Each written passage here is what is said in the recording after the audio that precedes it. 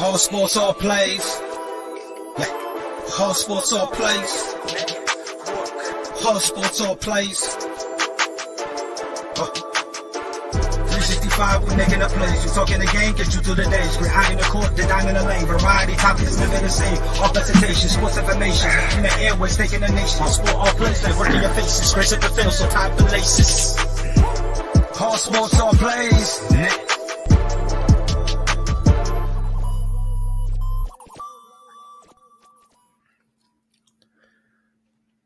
What up, everybody? How's it feel?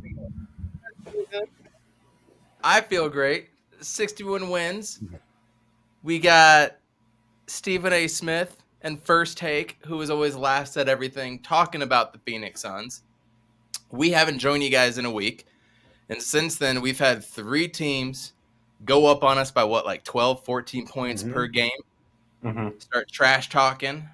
And then what happens? They get smacked in the mouth like Chris Rock did tonight from Will Smith. That's what happens with this team. We're going to talk about absolutely everything tonight, but we're really going to talk about Devin Booker being the MVP of the league.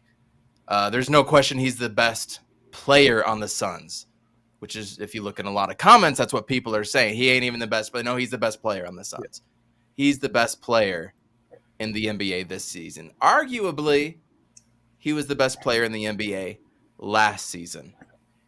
But people are finally just figuring out who Devin Armani Booker is. He has gone full Armani mode, just like all 3 of us kind of predicted going in when Chris Paul got hurt. And now Chris Paul is back. We're getting healthy. We're going to talk about it. He's on Fire podcast. Go, y'all. Urkavici sets. Looks up. And it is caught. Down strong. Blitz coming. Matthews. Palmer extending the play. Crosses the field. Larry Fitzgerald. Larry Fitzgerald is insane to the 4-yard line. Crowder looking, throws it alley-oop. Oh! He puts it down. He puts it down. They're getting a little wobbly. But a downfield shot to Ayuk. A foot race. They won't get it. Center field. The Diamondbacks are world champions.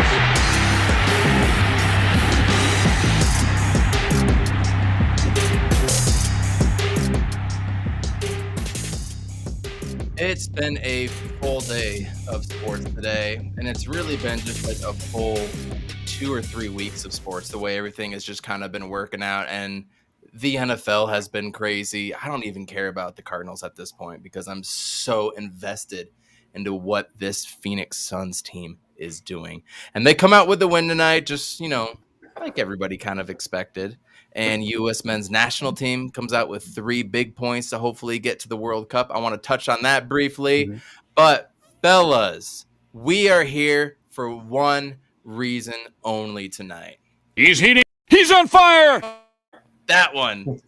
He's on fire. That man, Devin Armani Booker. It's been a week since we've gotten together, so I want you guys to take the platform for a little bit, and I want you just to talk about Devin Booker, whether it's this season, his progression, whether you believed in him or you didn't to begin with, what he means to this franchise, the city, just all-encompassing. It doesn't even need to be about the NBA this year. JJ, I want to start with you, and I'm going to pull up some highlights, and we'll show them on another screen in a second, so don't let that mess you up. But talk about Devin Armani Booker, please. We're basically beating up a dead horse at this point. We've been preaching this for the last 2 seasons. He's been really consistent, and his numbers have only gone up a little bit since last season, but his efficiency has gone up a lot more, and his 3-point shooting is going back and forth between 40 and 39. And so he is balling out, and, when March rolls around, that's when, he just doesn't miss a shot. And like I said, it's just beating a dead horse. Just to start from that Minnesota game, I knew that game was going to be chippy. The refs let a lot of things slide on both for both teams, but how Patrick Beverley took over that team when it comes to just having that annoying like complaining aspect really pissed a lot of the players off and fans off too. And I love Karl Anthony Towns, and me seeing him act like that was kind of discouraging. And the same thing with D'Angelo Russell. And Ant wasn't like that. He was just trying to, find his footing in the game. But yeah, I wasn't liking anything what I was seeing from that. And when Carl and Jay were chopping it back and forth, I knew something was going to happen. And like, what do you know? They cut this team cut the bullshit. They took the game over, smacked them, and then all of a sudden Twitter just took over the Minnesota Twitter pages and just went crazy. And that was really fun to see. Then the Nuggets game was just a extension of that, a Booker shooting at a high level, efficient as hell. And then that's when the talk started to come on Undisputed and First Things First. Chris Broussard, he's riding with us to win the championship this year.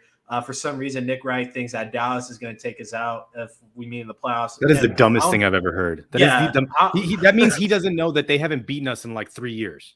Yeah, they haven't beat us in 2 years. Lucas beat us once, and that was the first time we played against him, and that's when Booker's team was kind of shit. So, so that's when the conversation started because he got MVP chance in Denver. It's got the Suns and 4 chance, the MVP chance. And it just it's just crazy to see all this transpire in front of our eyes. And, like Shannon and Skip, they admitted and they apologized to Booker saying like, yeah, we've been sleeping on you. I'm sorry. But you should be in the conversation. And now it gets into now we're in today, and Booker literally goes insane in the first quarter again and shooting above 50%. And and scoring 82 points in the last 2 games. And and yeah, he could drop 40 every night, but that's not the best way to play. Win these games. Chris Paul's back. Let's just get another win and just move on. And we talked about this after the All-Star break. Like, if Devin Booker wants to make an MVP push, this is the time you do it. And from All-Star break to now, that's all he's been doing is shooting efficiently, being a distributor, being aggressive on defense, and him just not giving up on plays. And like, Booker's just unraveling before our eyes. He's reaching further down in his bag, and he's just exposing players because Matisse Thybulle couldn't do anything. James Harden couldn't do anything. Tyrese Maxey. Like, Booker was just having a field day with all these guards. And Danny Green, he was getting frustrated. He was complaining to the refs. I mean, all the Sixers players were complaining to the refs. But and real quick, too, I want to add to your point. Last year, there was a few games we could talk about. Drew Holiday that's against Anthony Davis right there. Yeah, there was a few things we could. And for anybody listening, I'm playing some video clips right now of Devin Booker and his highlights throughout his years. Last year, Aaron Gordon, we could talk about, clamped him down to a point. We could talk about Drew Holiday clamping him down. I can't think of anybody this year that has clamped him down or has legitimately given him trouble.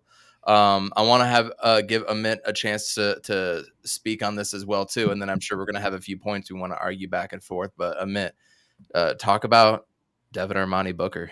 Yeah, so after that bubble run, like, I was doing just like a hard sort of analysis in my head and being like, well, what's the ceiling for Booker?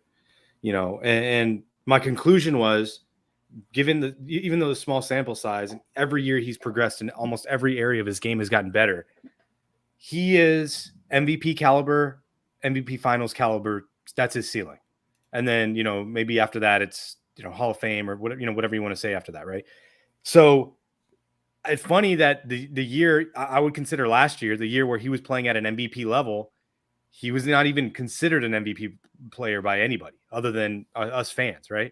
And even then, we were kind of split between CP3 and Booker on that, just because of the impact that we thought CP3 had. But you know what?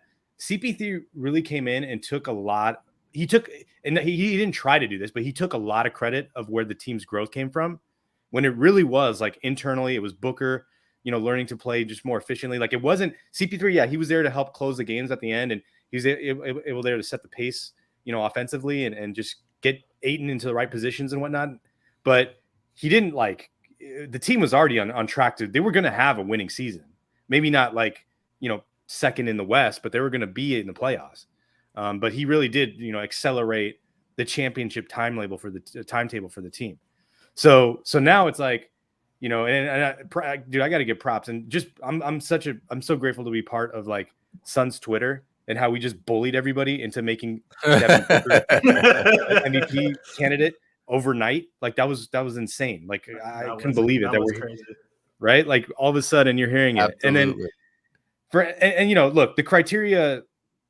It all started with that. What's her name? Rose Gold, or I don't know her name. Oh my God! Doesn't matter what her name is. By the way, one thing that does matter, she was a commentator for the Golden State Warriors before that. So she obviously is biased there. But I mean, look, the criteria is this: best player on the best team. And there's years where Jordan probably should have won them, and or Kobe. Karl Malone took one away from him. I still think that Barkley probably he deserved the one that he won. But when we start giving it to like teams where they're in like 7th place, just because the fact that their team has injuries or isn't like built well, that's not my fault, man.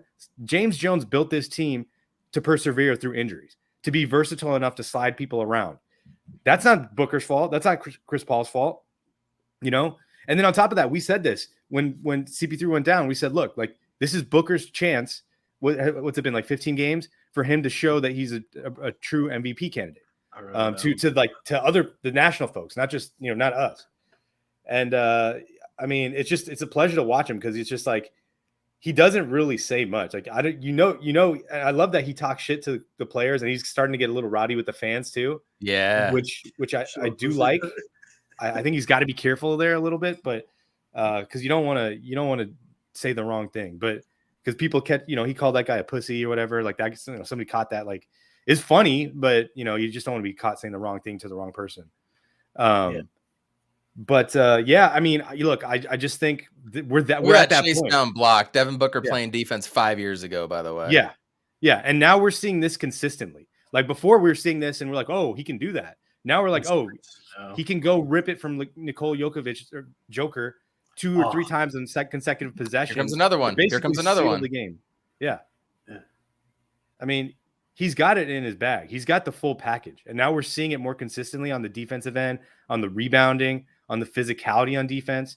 And this is like, we're seeing this book has just entered his prime. Like he is entering his prime right now. And it's scary because he can even get better. And, right now he can probably be a 2-way player for let's say the next 4 to 5 years, playing at the level that he's playing at and getting more efficient, getting little things in his bag. I mean, look at that. So yeah, man. I mean, this is it. This is what we came for. This is why we stuck with him. This is why we are Suns fans, because we wanted this. 100%. There's things that I could add and we could talk about, but bottom line is best player on the best team, man, best player on the best team. And he's averaging 26.5 points. I had it up on my other screen. So if you just give me 1 second, I want to keep playing this, but bring it up on the other screen. Devin Booker's numbers, and he's averaging career highs in a lot right now. I don't think people also don't realize that. They don't realize how much of a career year he's having just because he's not averaging a career high in points. Does that make sense? And that's very frustrating to watch. Yet Steph Curry will get all the love, and he's not averaging a career high in anything. Fortunately, well, not fortunately, like Steph Curry's been hurt. Yeah, I get that. But he's not getting the love because he's out right now, right? So Devin Booker this year, these are career highs, by the way. Career high in field goals per game. His previous was 19.6. He's averaging 20.7. He's not getting a career high in field goal percentage yet, and he's close on 3-point percentage, but he's also averaging tied for a career high in 3 points per game. He's close in free throw percentage by about 4 percentage points, so he probably won't get there, but here's where it is. Career high in offensive rebounds, career high in defensive rebounds, career high in rebounds overall, career high in blocks, career high in steals by a mile, career low in personal fouls, career low in turnovers per game, and he's 0.3 points off of beating or tying his mark for points per game. His highest 2 years in a row was 18-19 and 19-20. So one of them was a bubble year, 26.6 points per game through 70 games, and through 63 games this year, 26.3.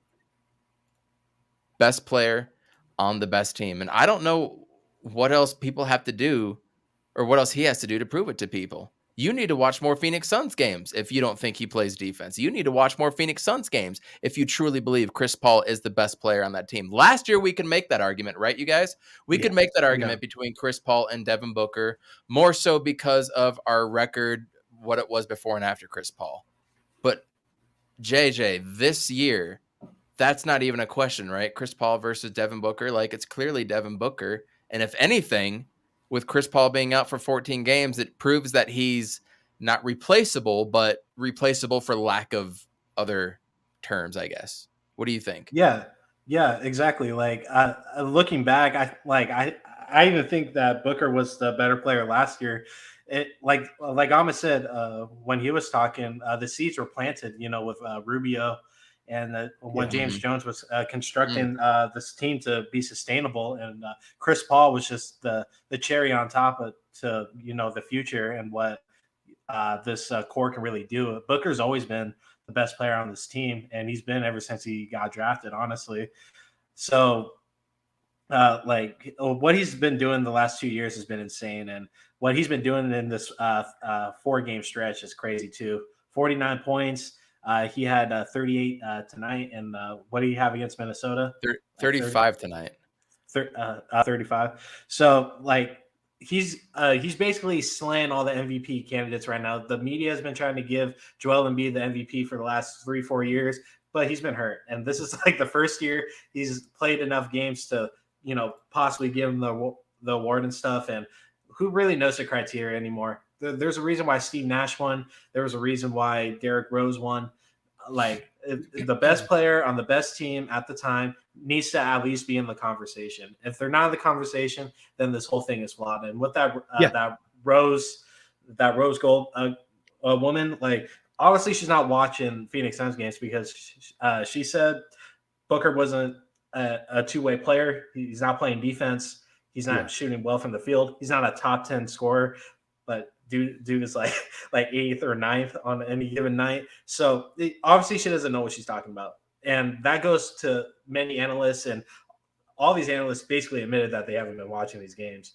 So they're telling on themselves, dude. When you're saying that Booker doesn't play defense, or he's not a leader, or he's not a playmaker, or he only contributes on he only gives you points and shooting, like you don't know what you're talking about.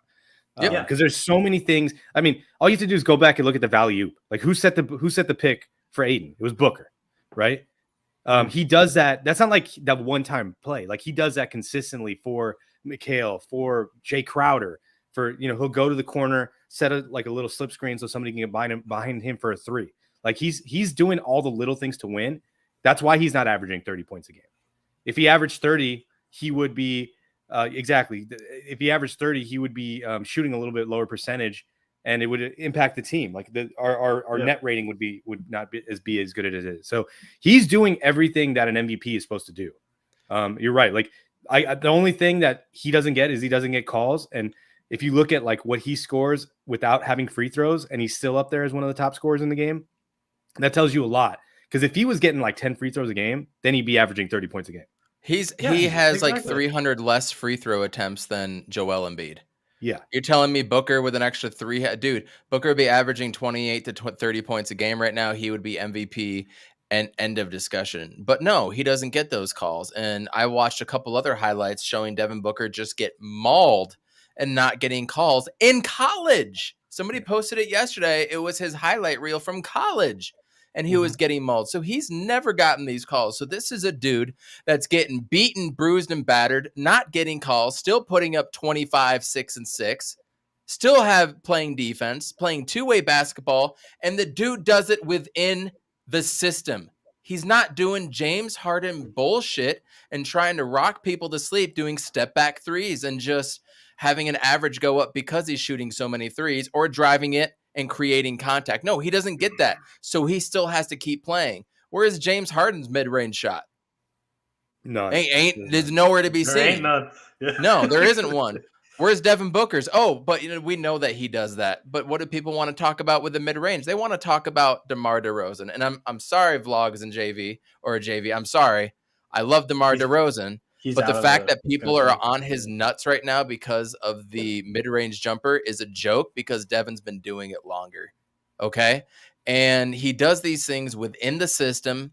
Yeah, he goes and he takes those crazy three-pointer shots a couple times, right? Right, Amit? He goes out there and does that, but like he reels that back in, and then he plays within the system, and dude is averaging 26.5 points per game playing within a system and not playing outside of himself. That's so important. And then I could do a whole podcast about Devin Booker's defense and his improvement there. We could go on and on and on about him, but Amit, give me 5 players right now that you would pick over Devin Booker to start a franchise. Give me 5. Let's see if you can do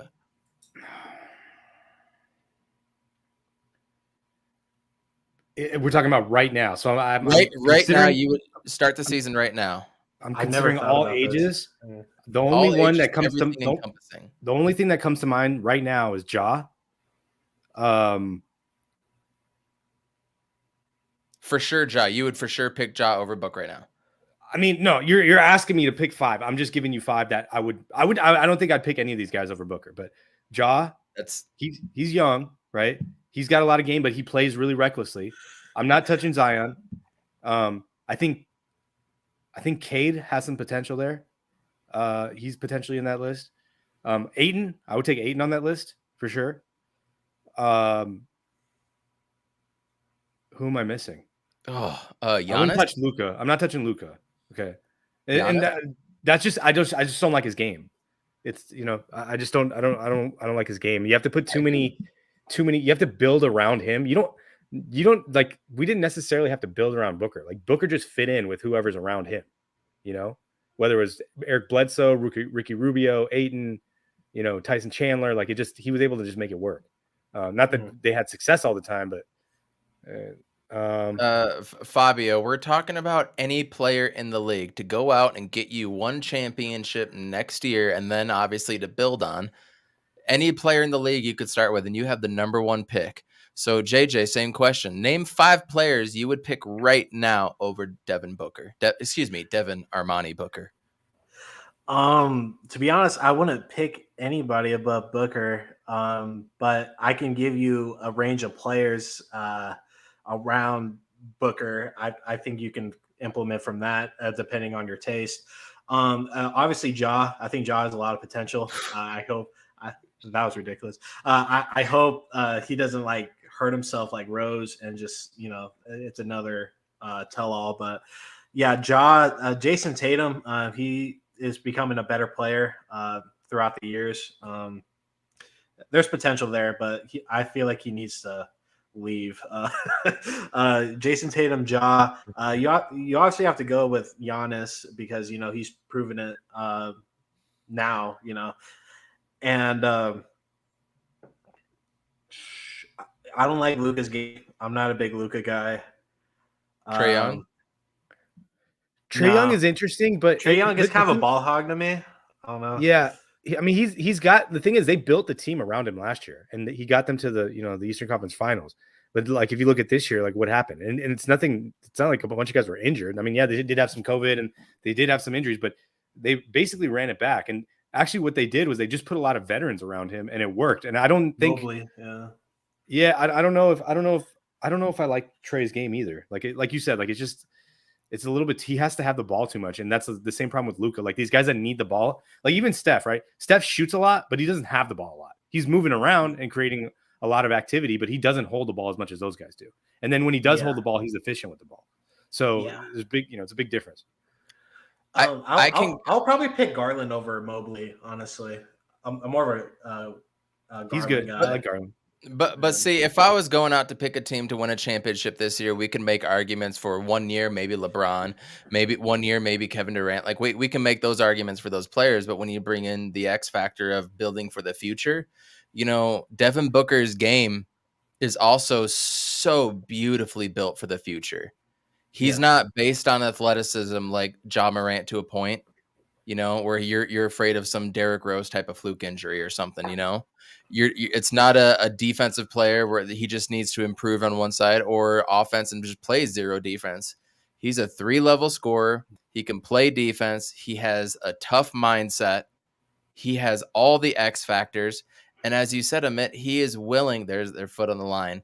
And he's like 90 for 99 from 3-point range or from 2-point with his foot on the line. Yeah. The dude's a killer from that range. To Amit's point, I just had a brain fart.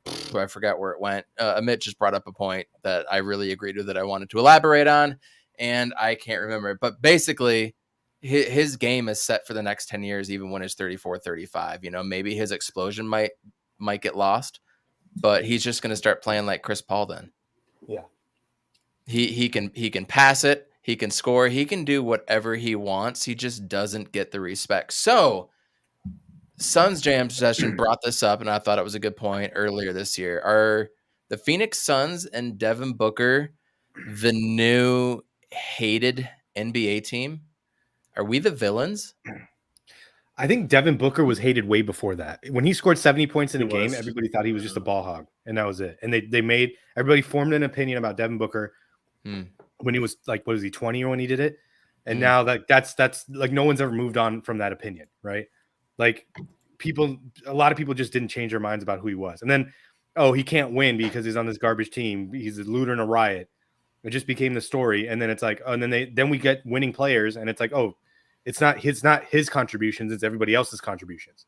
So, I mean, I the way he's starting to talk to people, to other teams and players, and Jay has always been sort of that dude that he's not afraid to talk and he's not afraid to back it up. He's not really afraid of anybody. Yep. CP3, he'll get chippy with the refs and get technicals for it. I mean,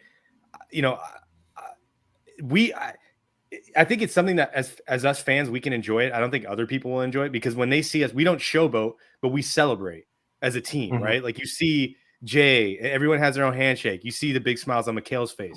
Yeah. You see Ayton going up and hyping up people. You see Ish Wainwright on the bench. Like we can enjoy it as fans, and I can see other people taking it the wrong way and be like, oh, these guys are, they're talking shit and they're arrogant and whatnot. But it's really not that. It's just we really just expect to be the best.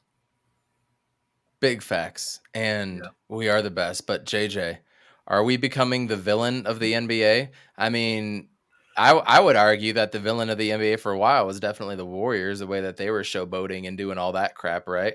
But we don't do that. We do it in different ways, in like kind of a San Antonio Spur way, which still pains me to say. But JJ, are we the villains?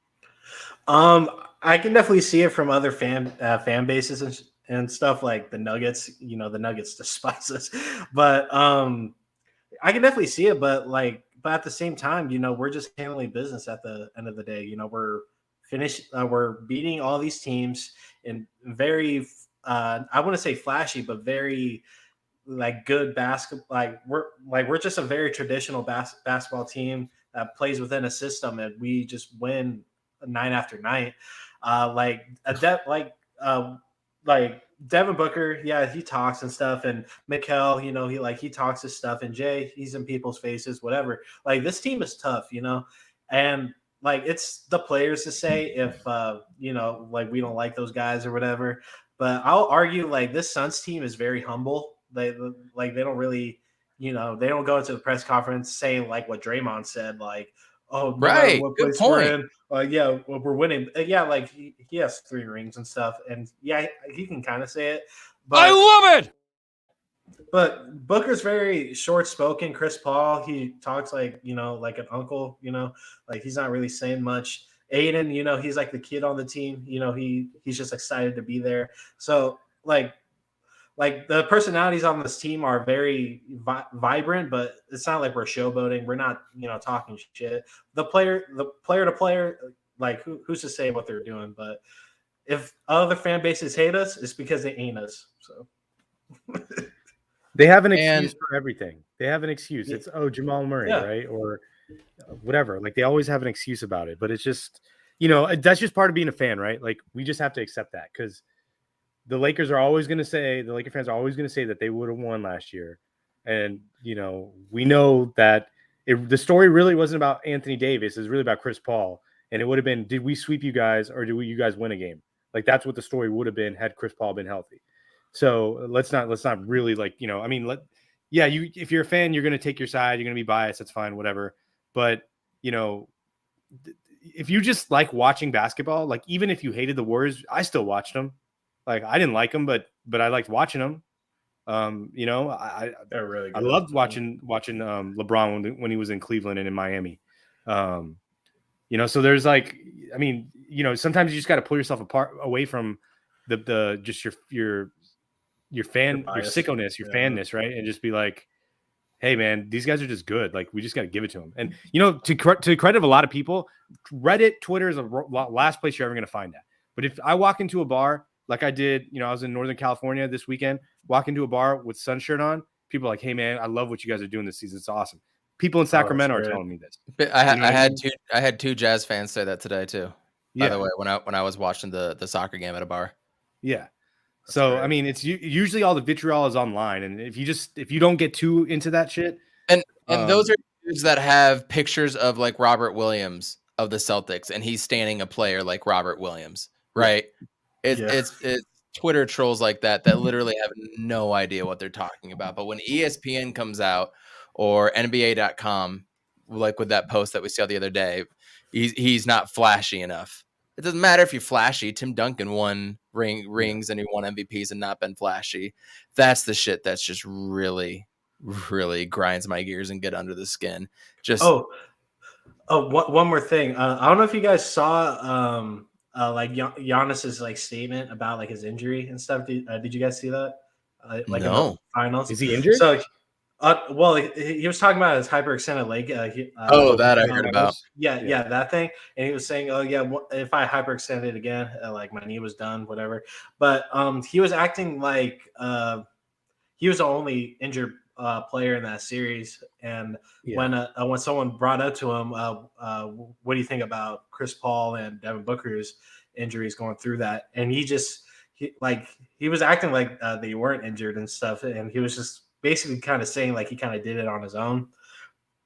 And I kind of took that the wrong way. That's sort of the flashy thing that we're kind of alluding to, you know. It's all like you can give props where props are due. And when it comes to this Phoenix Suns team, it's just hard for people to like just say it, you know.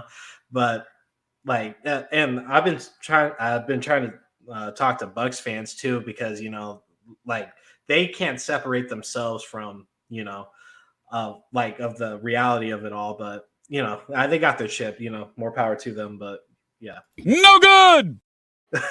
Yeah, we don't like Bucks fans. Like Bucks fans. I mean, you watch these plays throughout the last 25, 30 minutes that I've been playing this, and just these are ridiculous plays that this man is making. You know what this reminds me of? This just reminds me of if you go and watch like Larry Fitzgerald catches.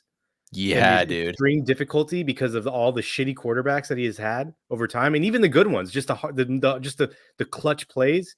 It just gives you for me. It's watching an artist play. Like this is an artist paint right here. Picasso with the right there. When it is all said and done, he is going to be the number one Arizona sports athlete of all time. When it's all said and done, no ifs, ands, buts about it. I fully believe in my heart and soul that this is going to be our year. And I'm not being facetious, douchey, arrogant. Like after watching what this team has done, I just fully believe it. So that itself is going to put him at that echelon, right? He's at that Randy Johnson echelon.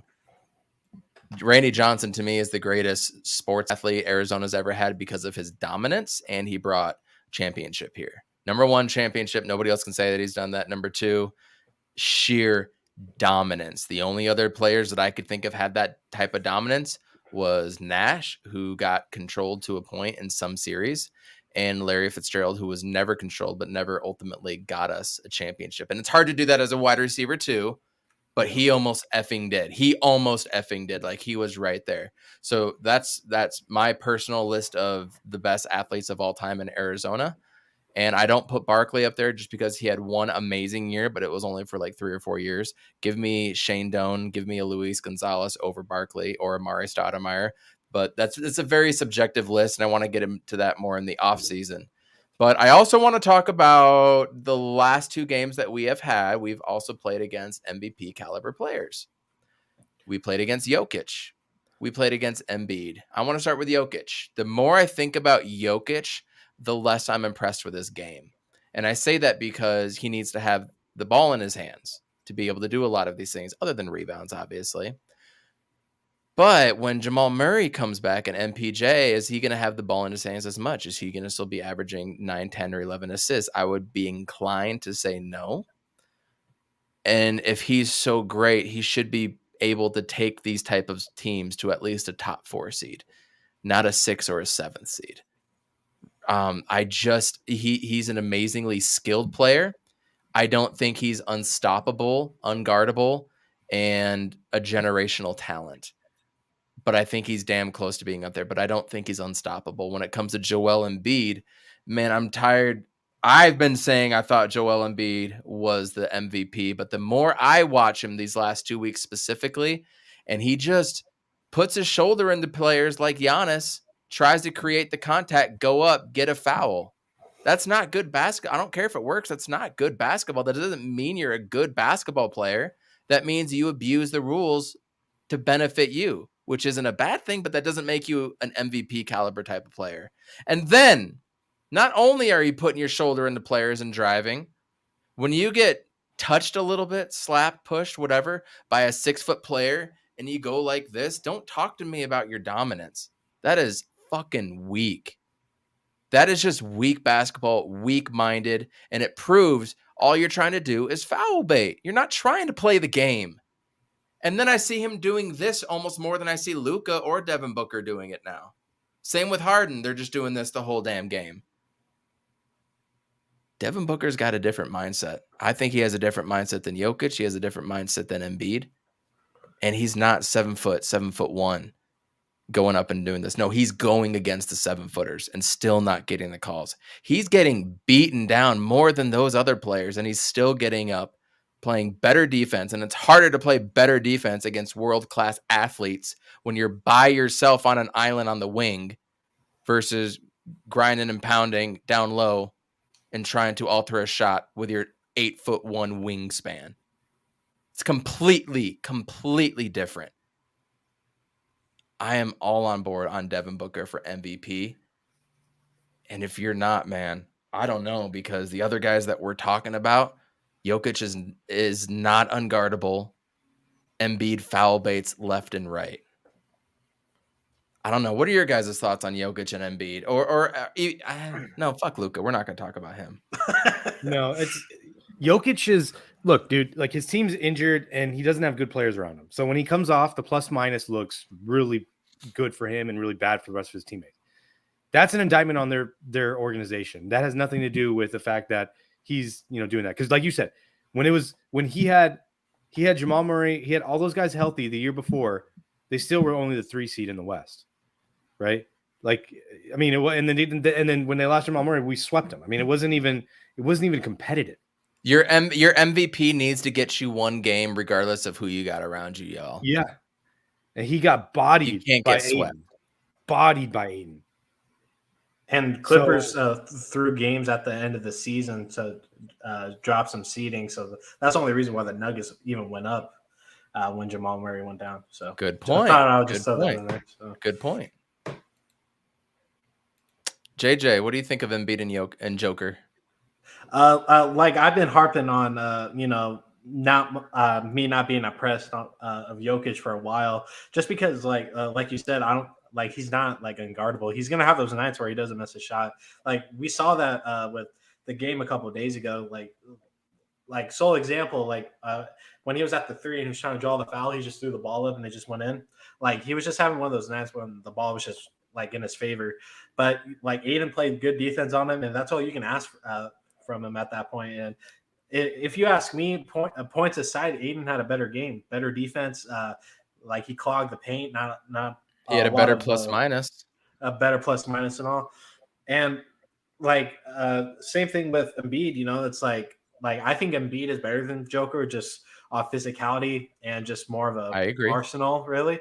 But it goes into that complaining thing. Jokic complains sometimes, but it's not as bad as Embiid. Embiid throws his hands up with everything, and now with James Harden on the team, it's even more. And then Danny Green, he does it all the time. Like he's been doing this, so and then Doc Rivers, he's harping out. I think. Oh yeah, go. Yeah, I was just gonna say about Embiid. I think for him, it's more of a mindset for him to be really truly be the MVP.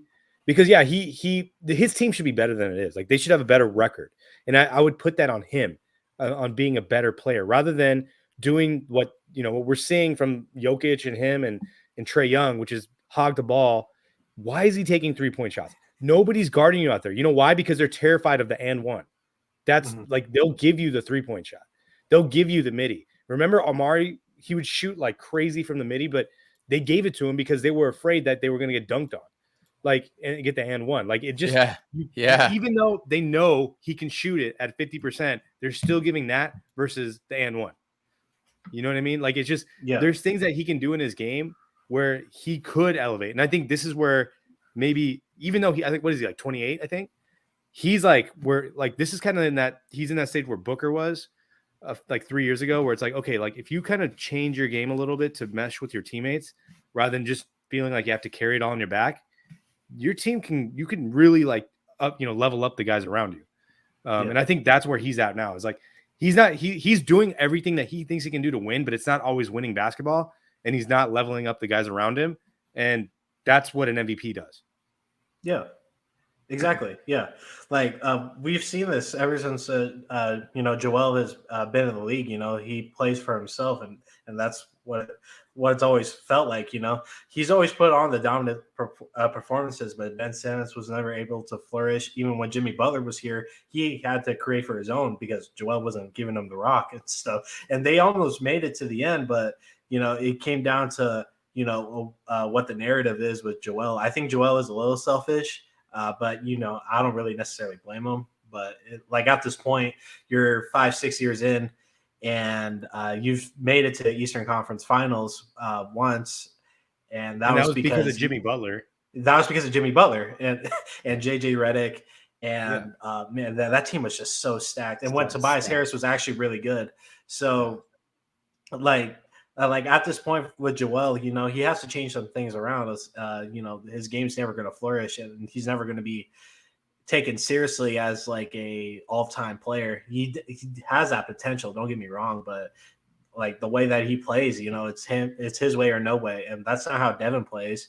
That's not how Monty sees the system and stuff. This is what separates boys to men and like all-time players to just an average player. Like Embiid will have a stretch. Like this is probably a stretch now. He's going to be a dominant big guy, but who's to say in 2 years? Like, is he still going to be doing the same thing with Tyrese Maxey? We don't even know. We don't even know next week if he'll still be healthy. Like his exactly. His health track is record is so bad that they have to worry about him every single time he falls. He's not at the street clothes AD level, but he's at he's like close. Like it's more catastrophic with him than it is with like street clothes. Mm-hmm. Yeah. Meanwhile, Steph Curry's been out. His team goes 1-5. Ja Morant goes out. His team flourishes. Devin Booker or Chris Paul goes out. This team flourishes. If Jokic or Embiid go out, guarantee you their team goes down low. So that's also a good thing and a bad thing when you're talking about their MVP races, because if you are the best team, you need to make like a serious impact when you come on the court. But this brings me to my next point. That gives more fuel to the fire for Monty being Coach of the Year, which I want to talk about real quick. James Jones, Executive of the Year. Again, by the way, this would be two years in a row. And we need to talk about Chris Paul and Devin Booker being on first team All-NBAs. Mikal Bridges, DPOY, Defensive Player of the Year, and first team All-Defensive Player. And if Cam Johnson hadn't gone out, I would have fought tooth and nail to say he deserves it over Tyler Herro. But I think Harrow might have that wrapped up to a point, even though the Heat aren't even looking that bad. So, I mean, do we need to talk about it? Do you guys think in your mind, Monty, James Jones, Mikhail all need to get those awards as well as all NBA and first team defense?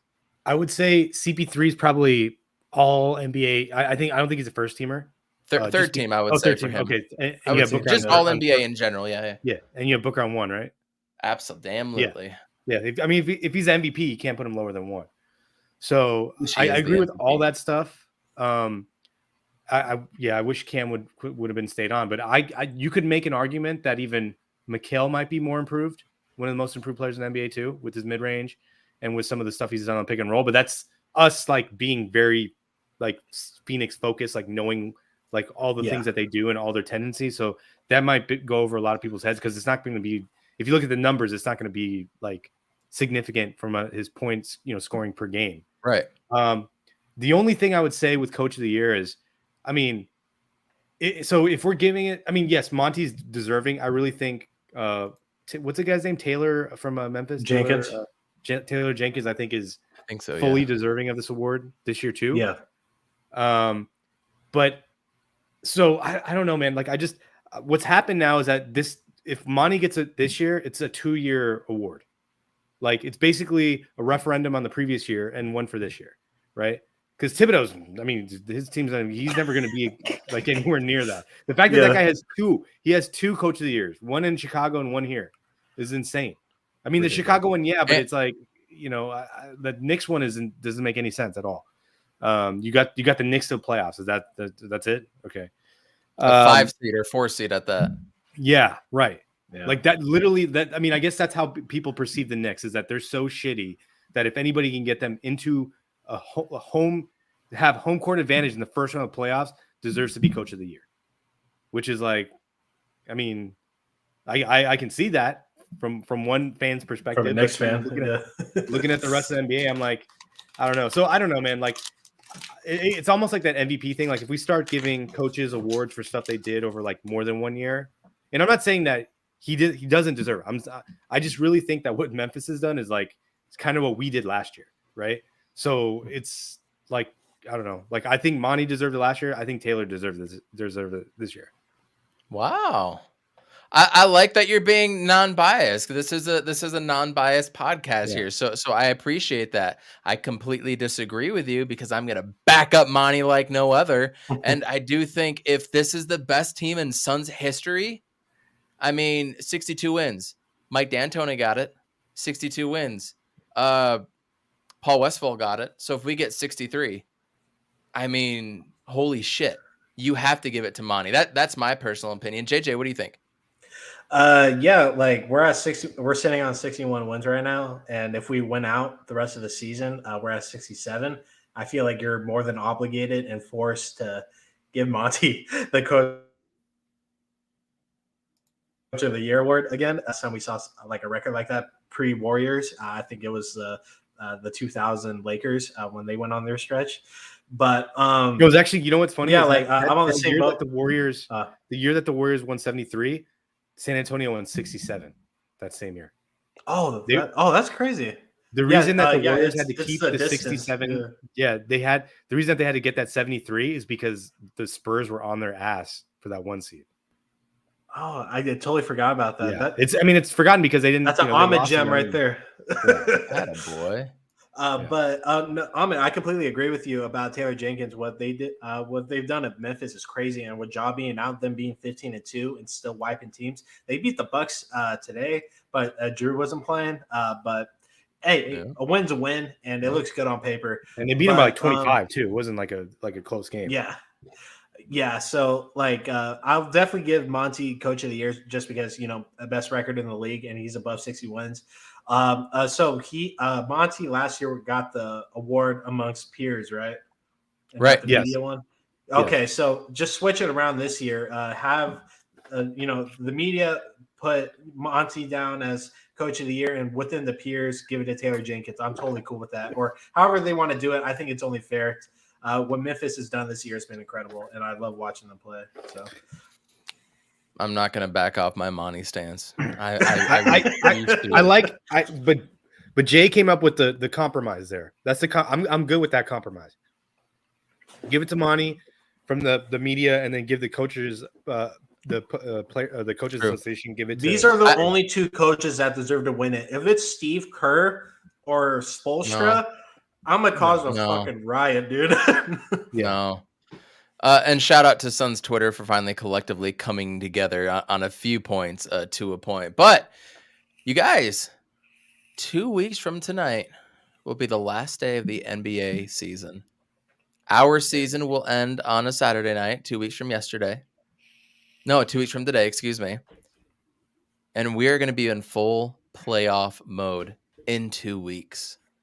Do you guys care who we play in the first round? Does anybody care?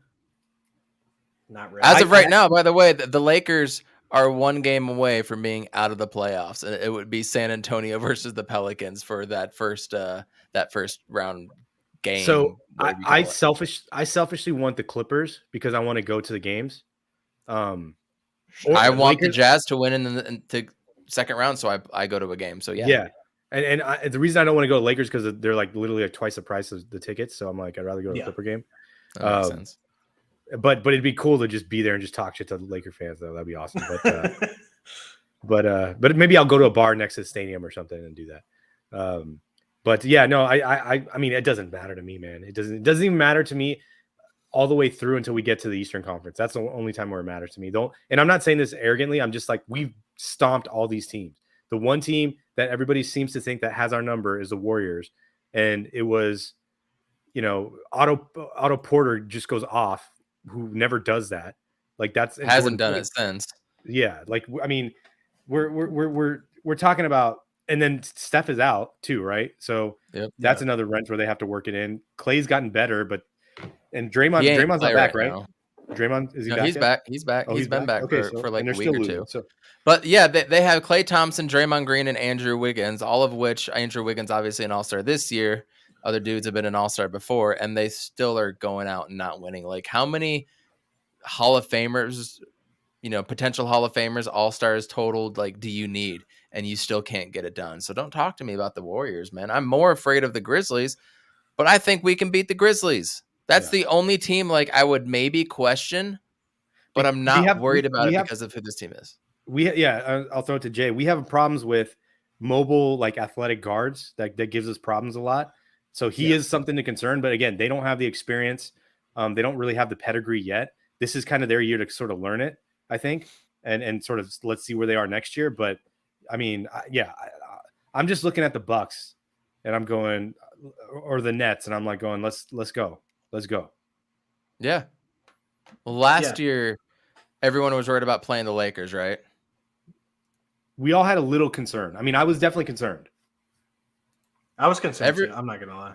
Yeah, everybody was concerned. I mean, through the end of the year, you were seeing like, oh, I want to lose this game and then win this game, so this happens in the seedings. This year, dude.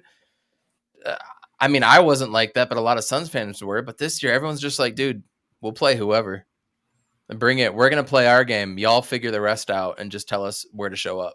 You know what I mean? I don't care who we play. I don't care who we play on the East Coast. I want to play the Bucks again because I want to beat them, which we will. But I don't care who we play, JJ. I really don't.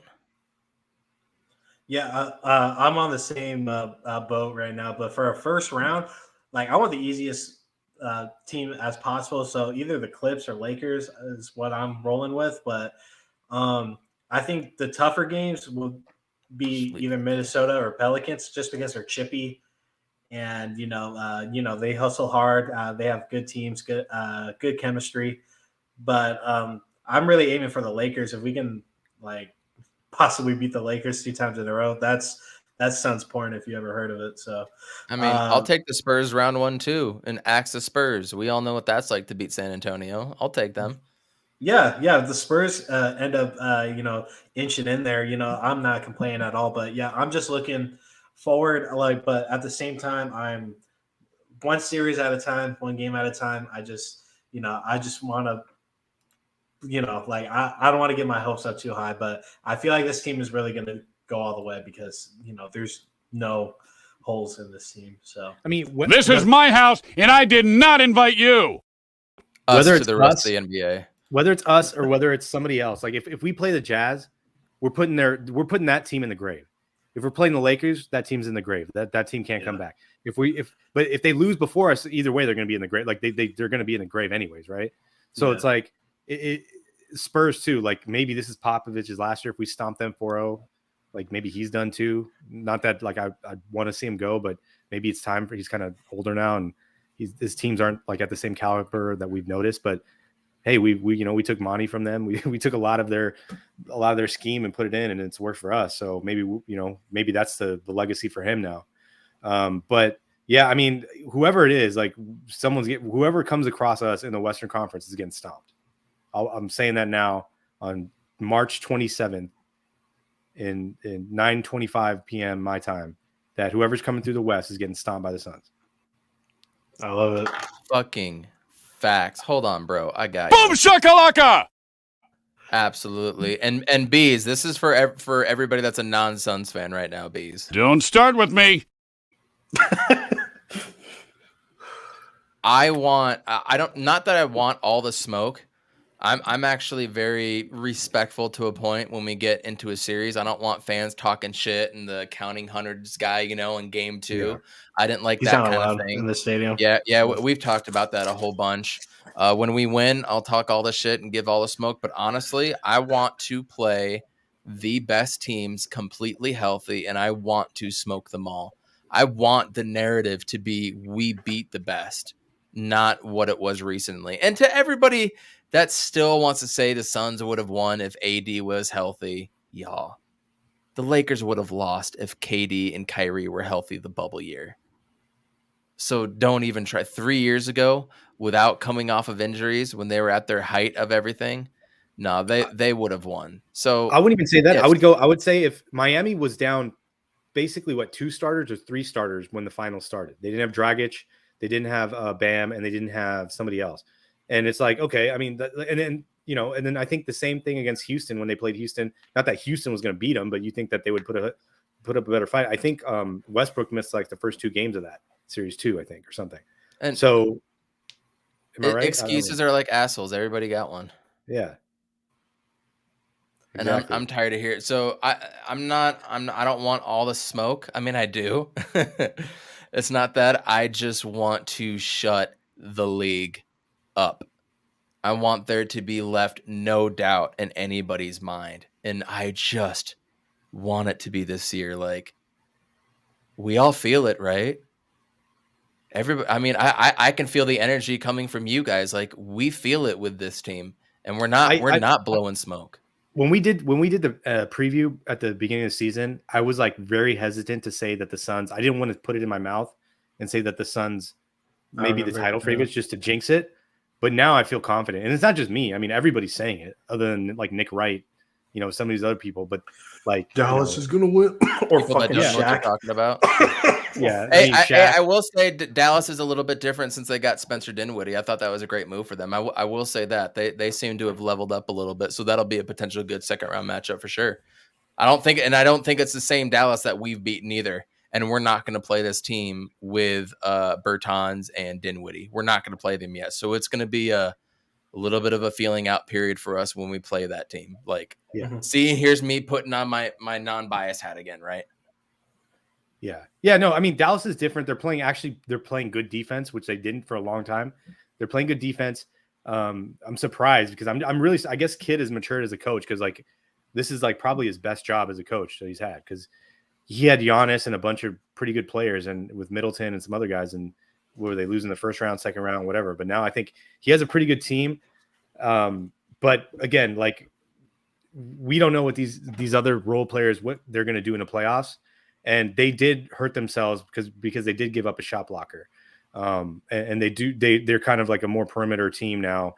Because they did have some good stuff with KP when he was in the post, but he just didn't want that role in a secondary role. So I mean, they could be a team that they could take 2 games from us maybe because we don't know with this new style that they're playing. Sure, absolutely. Yeah, but overall, I'd take the Suns. Man, but I'm not banking on Dorian Finney-Smith or Reggie Bullock or Dwight Powell as your effing center. Yes. Yeah. Like, come on, man. Like, I love me some Spencer Dinwiddie down here.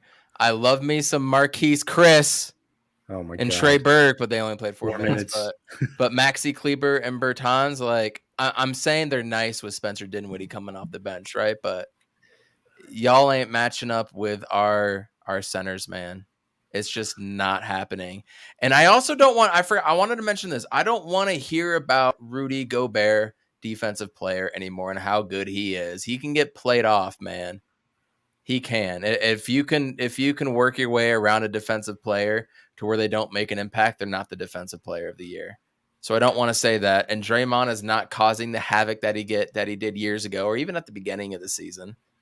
Nobody's guarding like McHale every single game against the best player every single game. No one's doing that. Like, that's an open and shut case for me too, by the way.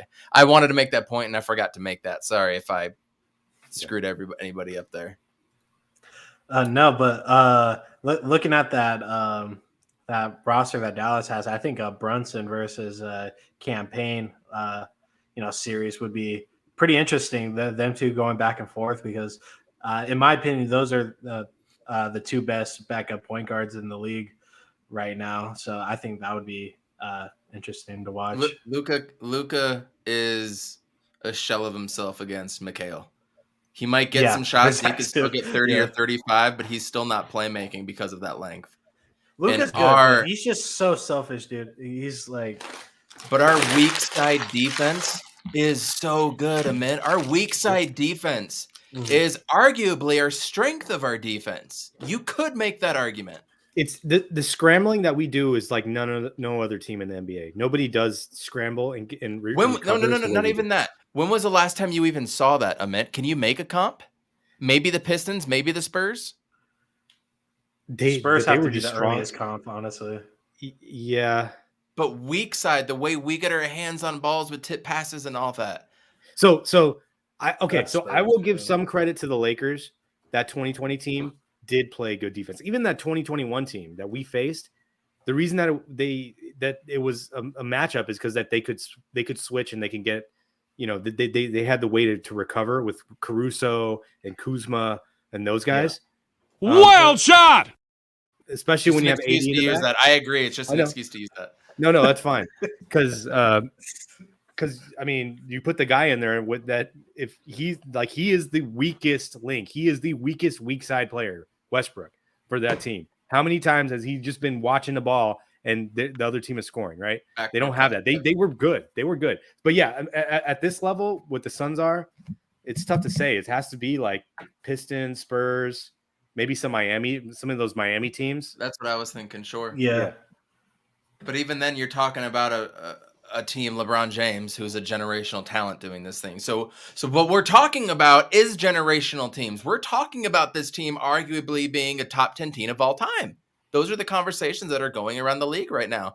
There are stats coming out with how many games we're up with games left or how long we've been there. Like, teams haven't done this since the Spurs, since Jordan's Bulls, since the 2000 Lakers, or like the 73 Sixers or stuff like that, right? Yeah. Like, we're talking about a legendary effing team here with a legendary player, the point guard, the defensive player of the year, and we're still missing Cam Johnson. History's writing itself right now, dude. Like we're watching. Boom shakalaka! Hey, that again. History's writing itself. He's on fire. No, this seems crazy, dude. Like, and guess what? There's a potential. No, there's a potential that we could get Dario. We could get Kaminsky. Not that we even need them, but the fact that you can even add those guys to this team. Yeah. Like, that's just that, because I don't think Ish can play in the playoffs. He's on a two-way, so I don't think he can play in the playoffs. So you're going to need another before the end of the season. Yeah. Yeah. So we'll probably need Dario. I mean, we probably won't need him, but it would be nice to have Dario. Vlogs, can you elaborate? Do you think did you hear something, or just do you think he did pregame warm-ups today for the first time? Chris Paul did it 2 times and then he came back. So obviously there's that potential right now. But Vlogs, I want to hear about that. Dario would be interesting to get back, because I think he can do some things that he doesn't need practice for per se, just because he is that perimeter big man that can just play make. So I don't necessarily know if he needs to get all that timing in there and whatnot. But I mean, that's intriguing. I don't think we do need him because I don't know if I want to take away from Torrey Craig right now either. Torrey Craig's on one. Yeah, he is. Yeah. Ever since that Laker game, dude, the Lakers set him straight, man. Like all of a sudden now this guy's a lights out shooter. Yeah. All of a sudden, give it time, like everyone was starting to doubt Torrey Craig a bit. Now he's a lot more apparent. Like in the paint now, he's actually tipping the ball in the right direction. Things are flourishing for this team, dude. Landry Shamet is shooting like 42%. Shamet is good. The All-Star break. Again, Lakers set him straight. Too. I mean, he was 3 of 5 tonight from 3, so I bet you that's like at 45% now. Dude, that Minnesota game, he was going crazy. Dude, he won us the Sacramento game last week, and we didn't even we did have a podcast last Sunday. That's right. Yeah. So I'm not trying to blow smoke up everybody's ass, but when you watch this team and you come listen to us religiously, thank you, by the way, rate, read, review, subscribe, thumbs up, all that stuff, share it out. Like you just see it. You just see it. And then, it's my last point I'm going to bring up before we get out of here in a few minutes. Again, for year 2 in a row, we have the ultimate X factor, organic chemistry. Yep. Mm-hmm. And they love playing for each other. They love celebrating each other's accomplishes. They love it when whoever the hell's on the floor gets a dunk or a big 3 and gets fouled. You see everybody over there standing up. Yeah, you see that with some teams, but not for every play. Every play you see Jay Crowder going up, holding up the 3 and walking the sideline or something. Organic chemistry. I said it all last season. And I haven't said it enough this season, but to me, that's the ultimate X factor. Because when times are down, like we're always down 10 to 15 points now for some reason, which I think we might be challenging ourselves or testing ourselves. How far down can we go before we need to turn it back on? I think that's a potential thing that they're doing. But when we're down and the cards are out, we're playing for each highlight other. Everything that you said to me about this team, because they know each other so well that usually when Crowder gets the ball, he's going to, it's going up, right? But Crowder, there was a play against the Sixers, I think it was the second quarter. He caught the ball at the 3-point line, had an open 3, but he saw Mikal running down. Mm-hmm. He threw the bounce pass to him and got the layup. Like, that's just, you only know that when you play with somebody so much and you have so much trust in them. The other play was when we first got Torrey, and it was that play. It was a game where we lost, where we were all talking about that play where Ayton got the ball, Torrey dove down. Last year? No, this year. Remember, it was I can't remember the team we played, but it was a game we lost. Torrey cut down when Ayton had the ball, and basically Ayton was like, "Okay, being the teammate he is, like, I'm gonna give it to the cutter." But it was a stupid play because he couldn't catch the ball. It wasn't a good pass. Right. Oh, that happened recently. I know. Yeah. What game was that? Yeah, you know what I'm talking about, right? But it's basically like Torrey Craig was like, oh, like, he hadn't been with the team. He didn't fully understand, and he didn't fully understand where Ayton is at this point. Like, now you give the guy the ball and you just let him go to work. You know what I mean? Was it the Raptor game? Yeah, it was a Raptor game. That's what it was. Yeah. Okay. Yeah. But basically this team is so in sync. Like, they're so unselfish with each other. It starts with Booker and everybody else, but then they know, like, hey man, when it's time, we will, like, let's do whatever we can, get screens, spread out the court, crash if he gets double teamed, do all the things that they just instantly know what to do. And it's beautiful to watch because, like, we've been watching every game for forever, but I know I've been literally watching every single Suns game since the bubble, even the previous season. And I can just tell you what's going to happen, just by watching these guys and their body language and the way they're moving and hesitating and cutting. It's just like, I can tell you what Book's going to do. Yeah, we don't even have Abdul Nader. Are you kidding me, NBA? They ain't ready. Are you guys officially ready for the playoffs yet, or do you need these 2 weeks to play out? I'm almost there. I'm not quite in playoff mode yet because I still think there's a lot of bickering and chatter and shit going on Twitter that needs to be settled. Obviously, I don't think it will be, but I'm starting to get in playoff mode. Where are you guys at? I just want to write it out. I want to enjoy this. I want to see if we can win There out. it is. Word. 67 wins, maybe. That's an Let's insane enjoy feat, dude. You're right. You're right. Let's enjoy that. Let's keep building to get to that 63 wins. Two more, by the way. You're completely right. Thank you, JJ. But what about you, Amit?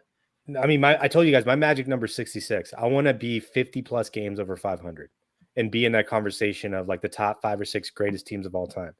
And then maybe we can go 60. We can win out and get 68. Like that'd be incredible. And that'd be move us up higher. But yeah, I just want to see what Book does because I'm just loving what I'm seeing from him every game, and I just want to see him continue to do that. I want to see us stay healthy. I'm gonna need to, I need a break because like as soon as the playoffs hit, like it's gonna be insane, right? So, and especially if we're playing an LA team, it's gonna be even more intense the first round. So, I'm gonna enjoy this time the next couple of weeks. We got the Masters coming up. We got U.S. men's soccer. Final Four next week. Final Four. Yeah, Final Four. So yeah, I mean, there's a lot of stuff to be watching, and then there's some great TV coming out too. You got Barry coming back. There's a lot of stuff happening real quick. So. Oh, and to add on to that too, you guys know that meme of the Grim Reaper like knocking on doors, and he's just like, through them? That's how this playoffs is going to be. I feel like with the Suns, dude. I think it's just going to be one series after another, and like they're just going to implement themselves as one of the best teams ever. So I'm really looking forward to that. If we can win out, that's just the first chapter of the story, honestly. So that would be 68 and 14 would be a record if we could win out. That would be incredible. But you know what Monty says? He's just worried about the next game. It's going to be against Golden State. But we win, Steph Curry wasn't there, yada, yada, yada. Next game after that at Memphis. We win, no Ja Morant, yada, yada, yada. Oh. And then at Oklahoma City, we play home to the Lakers next Tuesday, at the Clippers, at Utah, which I still might go. I'm not kind of sure where that's at, if guys are going to be playing or if they're going to pull it at that point. I'd love to go to that game, but have it be competitive. And then we finish off the season home to Sacramento. One thing we forgot to talk about was the Arizona Cardinals. Done. Was that sufficient? That was done. Was that sufficient for them? Yeah, I think that was absolutely sufficient. What are you doing, Kyle? We'll talk about them after the season, just like we gave them their respect and their props when they were good. But now we're an all Phoenix Suns podcast right now. I really want to be coming out with a lot of content during playoff time as well too. Hopefully more podcasts during the week, stuff after post games, potentially, even though I know a lot of Suns podcasts do that, so I don't want to step on toes. But we'll come up with our own thing, maybe pregame or something. I think it's going to be a big time. I really want to do a live stream of the Warriors game. I don't know if I'm going to be able to or have time just because of personal stuff going on, but we will be doing a post game after the Golden State game. It will be a little bit later time, obviously. We will have a podcast there. So do you guys think we beat Golden State next Wednesday? Yay or nay? Amit? Revenge game, yes. And its playoff implications. I mean, the next 2 games, because we lost our last 2 games against those teams we lost. So these are times where we're trying to let you know, this is the team. Like if you thought like you can come in here like Minnesota or whoever and talk some shit or feel like you got a little bit of sauce, that's not the place. We're not fucking around. The Suns are not fucking around right now. I'm very sorry, J-Ness. There was a lot of naughty words on here, so please forgive us. JJ, are we getting that dub Wednesday night? Yeah, I feel the same way. Warriors fans all year have been talking like, "Oh, wait till we get James Wiseman back. Wait till we get Clay back." He gone. He ain't. Yeah. Now we're at the end of the season. Like Curry's out with a rolled ankle. Wiseman, he not even sniffing the court, and this Warriors team seems a lot worse now than it was even midway through the season. So this is definitely a revenge game for us. I'm not going to take it too seriously because the playoffs is where it matters. So I'm not going to harp on it like Warriors fans with like them being in the lead at 2-1 game this year. But I don't care. But just come out healthy. I think we win Wednesday for sure. Yeah, just come out healthy. We can celebrate win number 62 Wednesday night. How about that? We would be tying that. So that would be That would be special. But, everybody on this podcast knew that when we were forming this, there was going to be no secret. Of course, we were going to have a historic year because He's on Fire podcast just started production. So it's no news to us. You guys, thank you so much for joining. Thank you so much for taking the time out to watch this episode about Devin Booker and why he is the MVP this year and next year. I'm mad at everybody who didn't call me out when it said 2023 on the episode list. I meant to put 2022, but he's MVP next year. It's a great time, Suns fans. Relish it. Relish the last 2 weeks. And let's come together, Suns fan. Let's stop bitching amongst each other about little things that don't matter. All about Larry O'Brien. Come together. We're getting to shit this year, y'all. Thanks for tuning in. Urkavici sets. Good one, y'all. And it is caught. Dylan Strong.